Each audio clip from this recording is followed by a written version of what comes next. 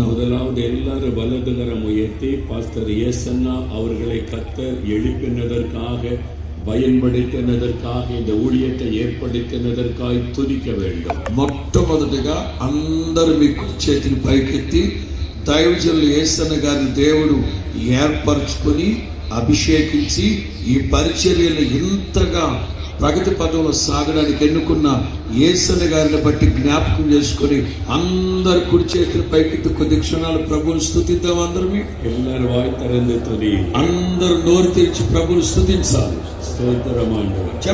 చెప్పాలి మీ స్వరాలు వినబడాలి. స్తోత్రం ప్రభువా. వాయి తెరండి. అందరు కుడి చేతులు పైకెత్తి నోరు తెరిచి ప్రభువుని స్తుతించండి. మీ తుదిயின் సత్తం எழும்பட்டும். మీ స్తుతి శబ్దం బిగ్గరగా రావాలి. హోసన్నా ஊழியங்களுக்காக స్తోత్రం. హోసన్నా మినిస్ట్రీస్ బట్టి స్తోత్రం. యేసన్నావుకాக స్తోత్రం. మాస్టర్ యేసన్న గారిని బట్టి స్తోత్రం.